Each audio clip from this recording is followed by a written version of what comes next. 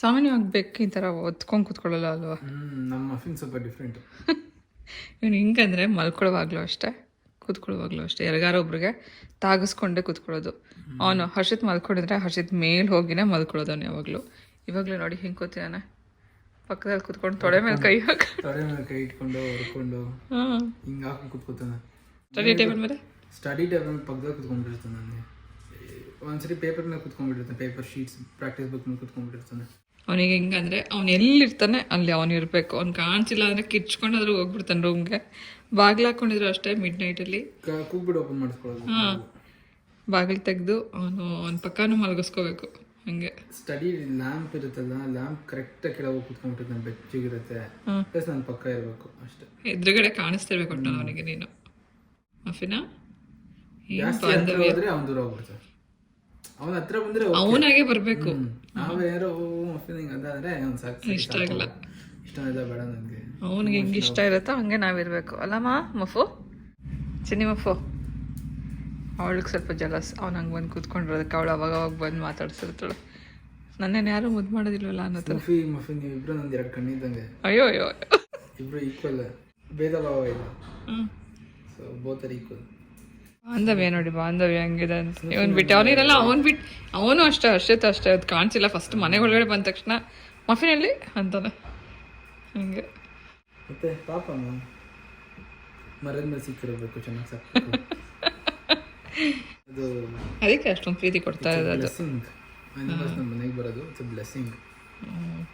ಅಂದರೆ ನಂಬ್ಕೊಂಡು ಬಂದಿದ್ದಾರೆ ಅಂತ, ನಾನು ಚೆನ್ನಾಗಿ ನೋಡ್ಕೋತಾರೆ ಅಂತ, ಅದಕ್ಕೆ ಚೆನ್ನಾಗಿ ನೋಡ್ಕೋಬೇಕು. ಚಿನ್ನಿ ಮಫು ಇವನು, ಚಿನ್ನಿ ಮಫು. ಯಾರಿಲ್ಲ ಬಾಮ್ಮ. ಪುಲಾವ್ ಆಗಲಿ ಟೊಮೆಟೊ ಬಾತ್ ಆಗಲಿ ಸುಮಾರು ವೆರೈಟಿನಲ್ಲಿ ಮಾಡ್ಬೋದು. ಮಸಾಲ ಹಂಗೆ ಸುಮ್ಮನೆ ಪುಡಿ ಹಾಕಿ ಮಾಡ್ಬೋದು. ಇದು ರುಬ್ಬಿ ಮಾಡುವಂಥ ವಿಧಾನ ಒಂಥರ ನಾಟಿ ಸ್ಟೈಲ್ ಅಂತ ಹೇಳ್ಬೋದು. ಸ್ವಲ್ಪ ಜಾಸ್ತಿ ಕೊತ್ತಂಬರಿ ಸೊಪ್ಪು, ಶುಂಠಿ, ಬೆಳ್ಳುಳ್ಳಿ, ಹಸಿರು ಮೆಣಸಿನ್ಕಾಯಿ ಖಾರಕ್ಕೆ ನಾನಿಲ್ಲಿ ಉಪಯೋಗಿಸ್ಕೊಂಡಿದ್ದೀನಿ. ಅನಂತರ ಒಂದು ಸ್ವಲ್ಪ ಸೋಂಪು, ಚಕ್ಕೆ, ಲವಂಗ, ಹಾಗೆ ಜಾಪತ್ರೆ, ಹಾಗೆ ಕಲ್ಲು ಹೂವು, ಇದಿಷ್ಟನ್ನು ಹಾಕಿ ಒಂಚೂರು ನೀರು ಹಾಕಿ ನುಣ್ಣಗೆ ರುಬ್ಕೊಳ್ಳೋಣ. ಸೊ ಇದರಲ್ಲಿ ನೀವು ಕಾಯಿ ಬೇಕಾದ್ರೆ ಸೇರಿಸ್ಕೋಬೋದು. ತೆಂಗಿನಕಾಯಿ ಸ್ವಲ್ಪ ಹಸಿಕಾಯಿ ಹಾಕಿದ್ರೆ ಇನ್ನೂ ಚೆನ್ನಾಗಿರುತ್ತೆ. ನಂತರ ಕುಕ್ಕರಲ್ಲಿ ಸ್ವಲ್ಪ ಎಣ್ಣೆ ಹಾಕಿ ಅದ್ರಲ್ಲಿ ಸ್ವಲ್ಪ ಬೆಣ್ಣೆನೂ ಉಪಯೋಗಿಸ್ಕೊಂಡಿದ್ದೀನಿ. ಬೆಣ್ಣೆ ಅಥವಾ ತುಪ್ಪ ಸ್ವಲ್ಪ ಹಾಕೋದ್ರಿಂದ ಫ್ಲೇವರ್ ಚೆನ್ನಾಗಿರುತ್ತೆ. ಹಾಗೆ ಸ್ವಲ್ಪ ರಾ ಸ್ಪೈಸಸ್ನೂ ಹಾಕೋಣ. ಪಲಾವ್ ಎಲೆ, ಕಲ್ಲು ಹೂವು, ಚಕ್ರದ ಹೂವು ಇದೆಲ್ಲ ಸ್ವಲ್ಪ ಎಣ್ಣೆಯಲ್ಲಿ ಫ್ರೈ ಮಾಡಿಕೊಂಡ್ರೆ ಒಂದು ಒಳ್ಳೆ ಘಮ ಇರುತ್ತೆ. ನಂತರ ಈರುಳ್ಳಿ ಹಾಕಿ ಫ್ರೈ ಮಾಡ್ಕೊಂಡ ನಂತರ ಒಂದು 4-5 ರೀತಿ ತರಕಾರಿ ಇಲ್ಲಿ ಉಪಯೋಗಿಸ್ಕೊಂಡು ಪಲಾವ್ ಮಾಡ್ತಾಯಿದ್ದೀನಿ. ನಮ್ಮನೇಲಿ ನಮ್ಮಮ್ಮ ಮಾಡಬೇಕಾದ್ರೂ ಹೀಗೆ ಮಾಡ್ತಾಯಿದ್ರು. ಮಸಾಲೆ ರುಬ್ಬಿನೇ ಅವ್ರು ಮಾಡ್ತಿದ್ದಿದ್ದು. ನಾನು ಮಾತ್ರ ಪುಡಿ ಹಾಕಿ ಮಾಡ್ತೀನಿ. ಈ ಥರ ವೆಜಿಟೇಬಲ್ ಪುಲಾವ್ ಇರ್ಬೋದು ಅಥವಾ ಏನು ಟೊಮೆಟೊ ಬಾತ್ ಇರ್ಬೋದು, ಇದನ್ನೆಲ್ಲ. ಸೊ ಈ ಬಟಾಣಿ ಲಾಸ್ಟ್ ಇಯರ್ದು, ನಾನು ಸುಮಾರು 1 ವರ್ಷದ ಮೇಲೆ ಆಯಿತು ಇದನ್ನು ಸ್ಟೋರ್ ಮಾಡಿ. ಇವಾಗಲೂ ನೋಡಿ ಎಷ್ಟು ಚೆನ್ನಾಗಿದೆ ಅಂತ. ಈ ಸರ್ತಿ ನಾನು ಜಾಸ್ತಿ ಬಟಾಣಿ ಸ್ಟೋರ್ ಮಾಡ್ಲಿಕ್ಕೆ ಹೋಗಲಿಲ್ಲ, ಲಾಸ್ಟ್ ಇಯರ್ದು ಸುಮಾರು ಉಳಿದಿದೆ. ಡೀಪ್ ಫ್ರೀಸರಲ್ಲಿ ಇಡೋದ್ರಿಂದ, ಅಂದರೆ ಫ್ರೀಸರಲ್ಲಿ ಇಟ್ಟರೆ ವರ್ಷ ಆಗಲಿ 2 ವರ್ಷ ಆಗಲಿ ಏನೂ ಆಗಲ್ಲ. ಸೊ ಸ್ವಲ್ಪ ಪಾರ್ ಬಾಯ್ಲ್ ಮಾಡಿ ಇಟ್ಕೋಬೇಕು. ಅಂದರೆ ಒಂದು 50% ಅಷ್ಟು ಬೇಯಿಸಿ ನಂತರ ಅದನ್ನು ಸ್ಟೋರ್ ಮಾಡಿದ್ರೆ ಎಷ್ಟೇ ದಿನ ಇಟ್ಟರೂ ಹಾಳಾಗಲ್ಲ. ಸ್ವಲ್ಪ ಬಟಾಣಿ ಹಾಕಿ ರುಬ್ಬಿರೋವಂಥ ಮಸಾಲೆ, ಒಂದು ಸ್ವಲ್ಪ ಅರಿಶಿನ, ಒಂದು ಚೂರು ಧನಿಯಾ ಪೌಡರು, ಹಾಗೆ ರುಚಿಗೆ ಉಪ್ಪು ಹಾಕಿ ಒಂದು ಸತಿ ಮಸಾಲೆ ಜೊತೆಗೆ ತರಕಾರಿ ಹುರ್ಕೋಬೇಕು.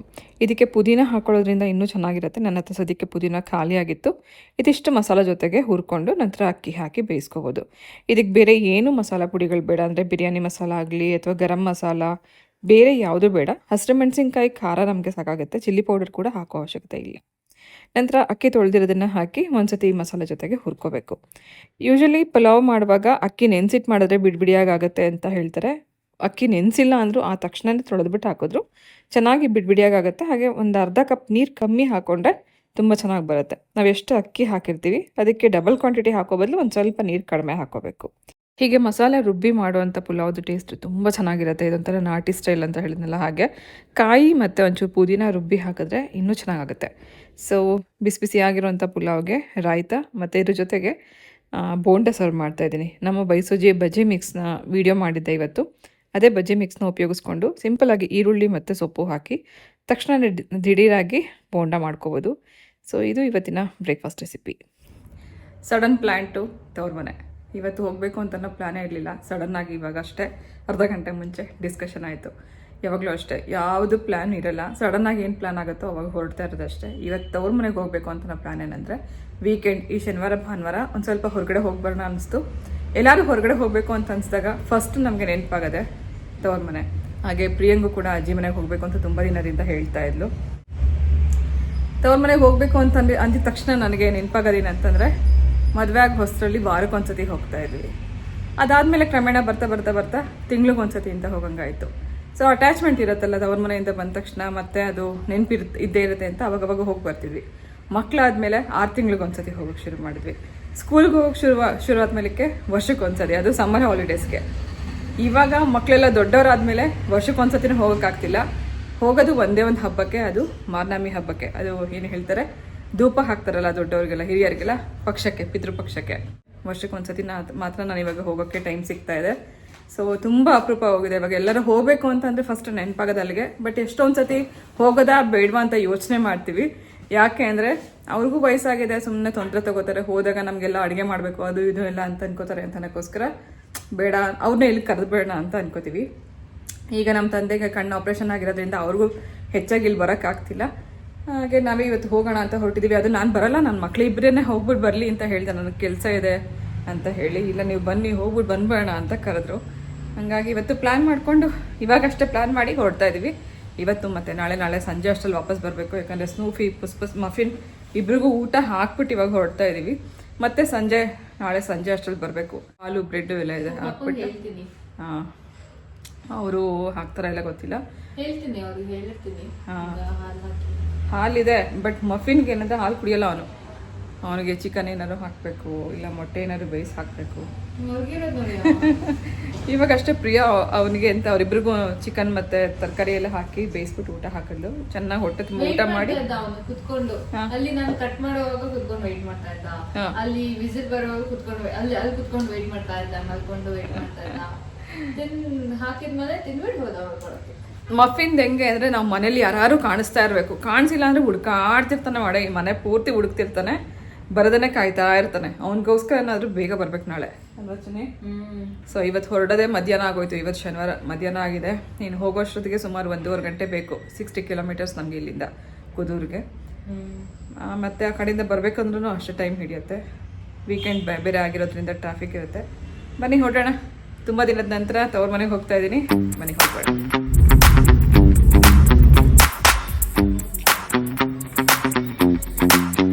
ಮನೆ ಮುಂದೆ ಇರೋಂಥ ರೋಡ್ ರಿಪೇರಿ ಸ್ಟಾರ್ಟ್ ಮಾಡಿ ಸುಮಾರು 6 ತಿಂಗಳು ಮೇಲೆ ಆಯಿತು. ಇನ್ನೂ ವರ್ಕ್ ಮುಗ್ದಿಲ್ಲ. ಧೂಳು ತುಂಬ ಇರುತ್ತೆ, ಯಾವಾಗ ಮಳೆ ಬರುತ್ತೋ ಅಂತ ಕಾಯ್ತಾ ಇದ್ವಿ. ಇವತ್ತು ಹೊರಗಡೆ ಕಾಲಿಟ್ವಿ, ಮಳೆ ಸ್ಟಾರ್ಟ್ ಆಯಿತು. ಸೊ ಊರಿಗೆ ಹೋಗೋವರೆಗೂ ಎಲ್ಲ ಕಡೆನೂ ಇದೇ ರೀತಿ ಹನಿತಾ ಇತ್ತು. ಖುಷಿ ಏನೋ ಆಯಿತು. ಆದರೆ ವಾಪಸ್ ಬಂದಮೇಲೆ ನೋಡಿದ್ರೆ ಊರ ಕಡೆ ಎಲ್ಲ ಚೆನ್ನಾಗಿ ಮಳೆ ಆಗಿದೆ, ಬೆಂಗಳೂರಲ್ಲಿ ಮಳೆನೇ ಇರಲಿಲ್ಲ. ಸಡನ್ ಪ್ಲ್ಯಾನ್ ಮಾಡ್ಕೊಂಡು ಹೊರಟಿದ್ರಿಂದ ಮಧ್ಯಾಹ್ನ ಊಟ ಮಾಡಿರಲಿಲ್ಲ, ಹಾಗೆ ಹೊರಟ್ಬಿಟ್ವಿ. ಮಧ್ಯದಾರಿನಲ್ಲಿ ಬರ್ಬೇಕಾದ್ರೆ ಹಸುವಾಯಿತು ಅಂದದಕ್ಕೋಸ್ಕರ ಒಂದು ಕಡೆ ಊಟಕ್ಕೆ ಬಂದಿದ್ದೀವಿ. ನಾನು ಚಪಾತಿ ತೊಗೊಂಡಿದ್ದೀನಿ, ಹಸಿದ ದೋಸೆ, ಹಾಗೆ ಪ್ರಿಯ ಪರಾಠ ತೊಗೊಂಡಿದ್ದಾಳೆ. ನಾನು ಎಲ್ಲೋದ್ರು ಪರಾಠ ಮಾತ್ರ ಎಲ್ಲೋದ್ರು ದೋಸೆ ಇಡ್ಲಿ ಮಾತ್ರ ಬಿಡಲ್ಲ. ಮಮ್ಮಿ ಏನೋ ಈ ಸತಿ ಹೊಸದಾಗಿ ತಗೊಂಡು ಮಳೆ ಬರ್ತಿದೆ. ಮನೆಯಿಂದ ಹೊರಟಾಗ ಏನಿರಲಿಲ್ಲ, ಮೋಡ ಇತ್ತು. ಇವಾಗ ನೋಡಿ ಮಳೆ ಬರ್ತಾ ಇದೆ.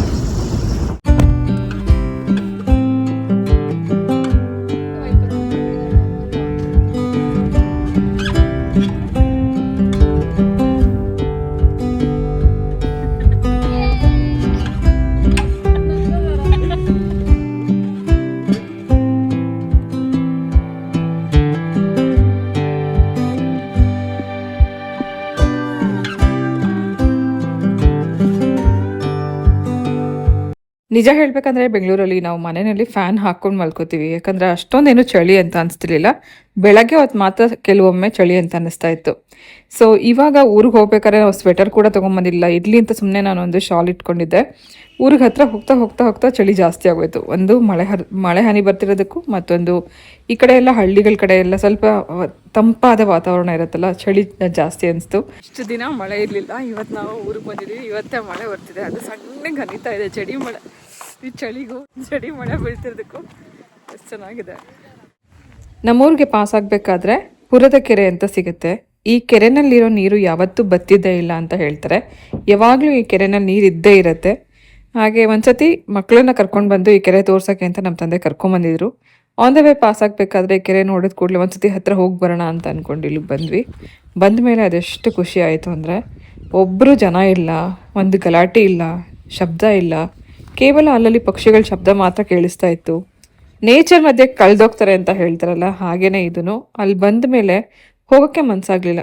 ತುಂಬ ಹೊತ್ತು ನಾವಿಲ್ಲೇ ನಿಂತ್ಕೋಬೇಕು ಅಂತ ಆಸೆ ಆಗ್ತಿತ್ತು. ನೋಡ್ಕೊಂಡು ಹೆಂಗೆ ನಿಂತ್ಕೊಬೇಡ ಅನ್ನಿಸ್ತಿತ್ತು. ಬಟ್ ಮಳೆ ಜಾಸ್ತಿ ಆಗಿದ್ದರಿಂದ ನಾವು ಅಲ್ಲಿಂದ ಹೊರಡಬೇಕಾಯಿತು. ಎಷ್ಟು ಚೆನ್ನಾಗಿದೆ ನೋಡಿ.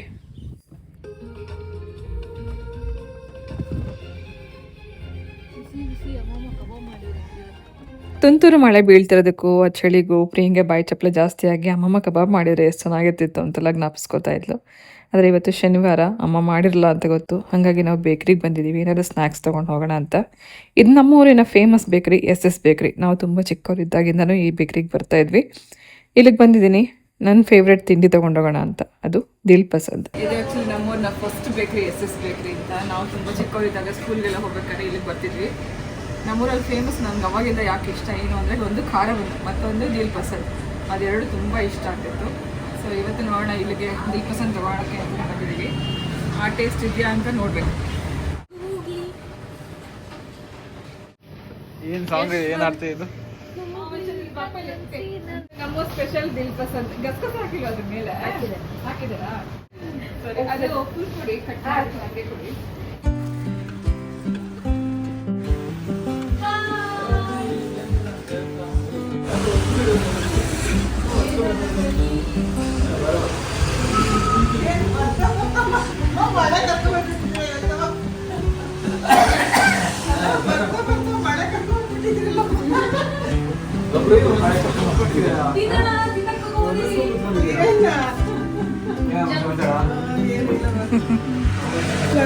ಅಲ್ಲಮ್ಮ ಇವತ್ತೇ ಮಳೆ ಬಂದಿರೋದು. ಅದೇ ನಾವು ಮನೆಯಿಂದ ಕಾಲ ಆಚೆ ಇಟ್ವಿ, ಮಳೆ ಶುರುವಾಯಿತು.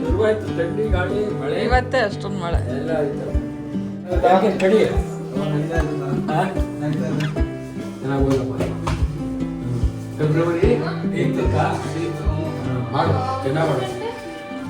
ನೀನು ಹಾಸ್ಕೋತಾ ಇದೆಯಾ ಬಂದ ತಕ್ಷಣ? ಫೆಬ್ರವರಿ 8ಕ್ಕೆ ನೀನು ಎಕ್ಸಾಮ್ ಮುಗಿಸು, ನಾನು ಇಲ್ಲಿಂದ ಕೆಲಸ ಮಾಡ್ತೀನಿ. ಈಗಲೇ ಹೇಳ್ಬಿಟ್ರೆ ಎಲ್ಲ ಜೋಶ್ ಆಗ್ಬಿಡ್ತೀನಿ. ನಾನು ಅಂದ್ಕೊಂಡಿದ್ದೆ ಸರ್ಪ್ರೈಸಾಗಿ ಹೋಗ್ತಿದ್ದೀವಿ, ಅಪ್ಪ ಅಮ್ಮಂಗೆ ಗೊತ್ತಿಲ್ಲ ಅಂತ. ಆದರೆ ಪ್ರಿಯಾ ಬರ್ಬೇಕಾದ್ರೆ ಹೇಳಿದ್ಲು, ಇಲ್ಲ ಫೋನ್ ಮಾಡಿ ಹೇಳಿದ್ದೀನಿ ಅಂತ. ಸೊ ನಾವು ಬರೋ ವಿಷಯ ಗೊತ್ತಾಗಿದ ಮೇಲಕ್ಕೆ ನಮ್ಮಮ್ಮ ಅಡುಗೆನೂ ಮಾಡಿ ರೆಡಿ ಮಾಡ್ಕೊಂಡಿದ್ರು. ಹೋಳಿಗೆ ಊಟಕ್ಕೆಲ್ಲ ಪ್ರಿಪೇರ್ ಮಾಡಿದರು. ಬಂದ ತಕ್ಷಣ ಫಸ್ಟು ಸ್ನ್ಯಾಕ್ಸ್ ತಿಂದ್ಕೊಂಡು ನಂತರ ಸ್ವಲ್ಪ ಹೊತ್ತು ಮಾತಾಡ್ತಾ ಕೂತ್ಕೊಂಡು ಆಮೇಲೆ ಊಟ ಮಾಡೋಣ ಅಂತ ಅಂದ್ಕೊಂಡ್ವಿ. ದಿಲ್ ಪಸಂದ್ ನಾನು ತುಂಬ ಇಷ್ಟಪಟ್ಟು ತೊಗೊಂಡೆ, ಬಟ್ ಆ ಒರಿಜಿನಲ್ ಟೇಸ್ಟ್ ಇಲ್ಲ. ಸೊ ಫಸ್ಟು ತುಂಬ ಚೆನ್ನಾಗಿತ್ತು, ತುಂಬ ಗಸಗಸೆ ಎಲ್ಲ ಹಾಕಿ ತುಂಬ ಚೆನ್ನಾಗಿ ಮಾಡೋರು. ಆದರೆ ಆ ಟೇಸ್ಟ್ ಇವತ್ತು ಸಿಗಲಿಲ್ಲ ನನಗೆ. ಹಾಗೆ ಸುಮಾರು ಹೊತ್ತು ಮಾತಾಡ್ತಾ ಕೂತ್ಕೊಂಡಿದ್ವಿ. ಆನಂತರ ಊಟಕ್ಕೆ ಅಮ್ಮ ಬಿಸಿ ಹೋಳಿಗೆ ಮಾಡ್ತಿದ್ದಾರೆ. ಹೋಳಿಗೆ ಯೂಸ್ ಮಾಡ್ತಿದ್ಯಾ?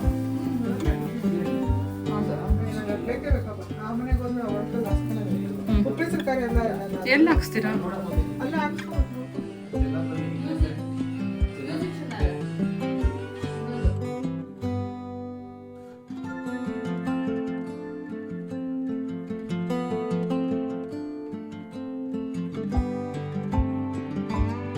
ಗಂಗೆಯಲ್ಲಿ ಪಾತಾಳ ಗಂಗೆಗೆ ನನ್ನ ಜನನವಾದ ಮಗು ಬಿಡ್ತೀನಿ ಅಂತ ಆಯ್ಕೆ ಮಾಡ್ಕೊಂಬಿಟ್ರು. ಆ ಮಗು ಗಂಡು ಮಗು ಆಗೋಯ್ತು. ಅದನ್ನಲ್ಲಿ ಬಾಳೆ ಎಲೆ ಮೇಲೆ ಇದು ಮಾಡಿ ತೇಲ್ಬಿಟ್ರಂತೆ. ಅದು ಈ ಅಂತರ್ಗಂಗೆಗೆ ಬಂತು, ಕುದೂರಿನ ಅಂತರ್ಗಂಗೆಗೆ ಬಂತು ಅಂತ ಒಂದು ಪ್ರತೀತಿ ಅದು. ಆದರೆ ಅದಕ್ಕೆ ಬಂದಿದ್ದಕ್ಕೆ ಜಾಗ ಇಲ್ಲ, ಅಲ್ಲಿ ಅದು ಸ್ಥಳ ಇಲ್ಲ. ನಾವು ನೋಡಿದ್ರೆ ಸ್ಥಳ ಇಲ್ಲ. ಆದರೂ ಇದು ಒಂದು ಹೆಸರದೆ, ಅದಕ್ಕೋಸ್ಕರ ಅಂತರ್ಗಂಗೆ ಅಂತ ಹೆಸರು ಬಂದಿದೆ. ಎಲ್ಲ ದೇವರ ದರ್ಶನ ಮಾಡಬಹುದು. ಆಂಜನೇಯ ಮತ್ತು ಕಾಲಭೈರವೇಶ್ವರ ಮತ್ತು ಮಲ್ಲಿಕಾರ್ಜುನ, ಪ್ರತಿಯೊಂದು ದೇವರುಗಳು ಎಲ್ಲ 9 ಲಿಂಗಗಳು ಕೂಡ ಎಲ್ಲ ಇದ್ದಾವೆ. ಆ ಲಿಂಗಗಳ ದರ್ಶನ ಆಗ್ತದೆ. ನೀವು ಅದನ್ನೆಲ್ಲ ಪೂರ್ತಿ ನೋಡ್ಬೋದು, ಆ ಹೆಸರುಗಳು ಅವೆಲ್ಲ. ಊಟ ಆದ ನಂತರ ನಮ್ಮೂರಿನ ಅಂತರಗಂಗೆಯ ಸ್ಟೋರಿ ಕೇಳಿಸ್ಕೊಂಡಿದ್ದಾಯಿತು. ಹಾಗೆ ಎಲ್ಲರೂ ಒಟ್ಟಿಗೆ ಕೂತ್ಕೊಂಡು ಬಿಗ್ ಬಾಸ್ ನೋಡಿದ್ದಾಯಿತು. ಇಲ್ಲಿ ಹೇಗೆ ಅಂದರೆ ಬೇಗನೆ ಊಟ ಮಾಡಿಬಿಡ್ತಾರೆ, ಬೇಗ ಮಲ್ಕೋತಾರೆ. ನಮ್ಮ ಮನೆಯಲ್ಲಿ ಹಾಗಲ್ಲ, ಊಟನೂ ಲೇಟು, ನಿದ್ದೆನೂ late. Korean aesthetics kind of. ಇದು sweater, mummy sweater 30 maybe 30 and more. This sweater is older than you. Yeah, it's older than me. ಮದುವೆ ಮುಂಚೆ ಹಾಕೋತಾ ಇದ್ದಿದ್ದು. ಎಷ್ಟು ಕೂಲ್ ಇದೆ ಗೊತ್ತಾ? ನನಗೆ ಯಾಕೆ ಗೊತ್ತಾ ಇದು ತುಂಬ ಇಷ್ಟ ಆಗಿದ್ದು, because it is half sleeve, ಜೊತೆಗೆ the colour is very nice. ಇಲ್ಲಿ ಬಟನ್ಸ್ ಇದೆ ಇದಕ್ಕೆ, ಎರಡು ಕಡೆನೂ. ಎರಡು ಕಡೆನೂ ಇದೆ, ಸೈಡಲ್ಲಿ ಇಲ್ಲಿ ಬಟನ್ಸ್ ಇದೆ. ನೀವು ಹಾಕೋತಿದ್ದಿದ್ದು ಎಸ್ ಹೇಳಿ ಯಾವಾಗ ತಗೊಂಡಿದ್ದು? ಆವಾಗ ಯಾವಾಗ ತಗೊಂಡಿದ್ರು? ನಾನು ಇನ್ನೂ ಅವಾಗ ಸ್ಕೂಲ್ಗೆ ಹೋಗ್ತಾ ಇದ್ದೆ. ಅವಾಗ KG ಲೆಕ್ಕದಲ್ಲಿ ಬಟ್ಟೆ ತಗೊಂಡ್ಬಂದಿದ್ರು, ಅದರಲ್ಲಿ ಈ ಸ್ವೆಟರ್ ಸಿಕ್ತು. ಇದು ನಂದು ಅಂತ ಇಟ್ಕೊಂಡೆ.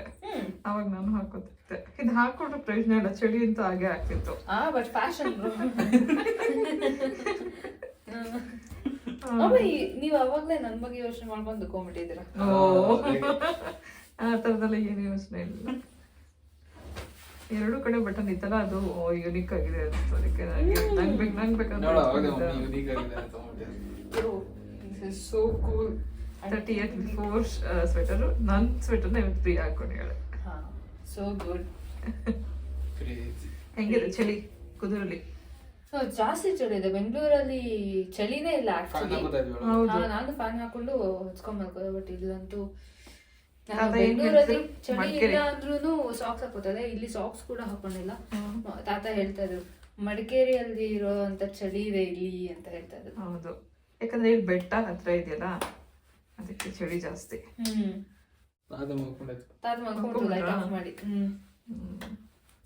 Okay, good night. ಇದು ಬಂದ್ಬಿಟ್ಟು ಏನೇನು ಹಾಕೊಂಡಿಲ್ಲ ಎಲ್ಲ ಹಾಕೊಂಡ್ಬಿಡ್ತಾ ಇದಾರೆ. ಇಷ್ಟು ದಿನ ಸ್ವೆಟರೇ ಮುಟ್ತಿರ್ಲಿಲ್ಲ, ಇಲ್ಲಿ ಸ್ವೆಟರ್ ಹಾಕೊಂಡು ಮಲ್ಕೊಂಡ್ರು. ಎಲ್ಲಿ ಬಿಟ್ಬಿಟ್ಯಾ? ಹೆಂಗಿದೆ? ಓ ನೈಸ್. ಹೆಂಗ ಹಾಕೋಗಿದ್ದು? ಏನಿಲ್ಲ ಕಣು, ಕತ್ ಕೆಳಗಡೆ ಹಾಕೋ ಅಷ್ಟೇ. ಅದು ಲೂಸ್ ತಾತಂದೆಲ್ಲ ನಿಂಗೆ ಗಾಳಿ ಬಿಡ್ತದಲ್ಲ.